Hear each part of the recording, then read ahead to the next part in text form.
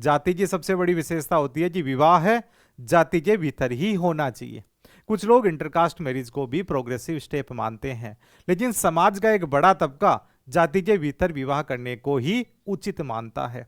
तो फिर सवाल खड़ा होता है कि कौन सी बात सही है और किस राह पे युवाओं को जाना चाहिए। जाति से व्यक्ति का सामाजिक दर्जा तय होता है, आरक्षण का लाभ मिलता है, चुनावों में वो लीड पाता है, संवैधानिक उसे संरक्षण मिलता है। तो अगर किसी व्यक्ति ने इस प्रकार से अपनी जाति का लाभ लिया है तो उस व्यक्ति को जाति के अंदर ही विवाह करना चाहिए। और अगर कोई व्यक्ति कहता है कि मुझे इस प्रकार से किसी प्रकार का कोई लाभ नहीं लेना है, तो वह व्यक्ति जाति व्यवस्था को नहीं मान रहा है, तो उस व्यक्ति को यह अधिकार है कि वह इंटरकास्ट मैरिज करे। लेकिन समाज में क्या होता है कि बहुत सारे लोग इस प्रकार से अपनी जाति का लाभ लेते हैं, खुलेआम जातिवाद करते हैं, और जब विवाह का मौका आता है तो वह व्यक्ति इंटरकास्ट मैरिज करते हैं।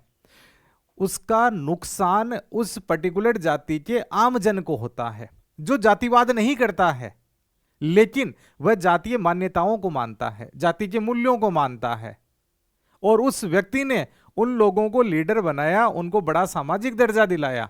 और वो लोग जब इस प्रकार से इंटरकास्ट मैरिज करते हैं तो उस आम व्यक्ति के सामने चुनौती आ जाती है, क्योंकि जातिवाद का नुकसान ही उसी को भोगना पड़ता है और जातीय मूल्यों को भी वही मान रहा है, और जो इस प्रकार से उससे ये बातें मनवा रहा है वह तो इन जातीय मूल्यों को मान ही नहीं रहा है। दूसरी बात यह भी होती है कि हर जाति का अपना एक सामाजिक परिवेश होता है, उसकी अपनी एक संस्कृति होती है।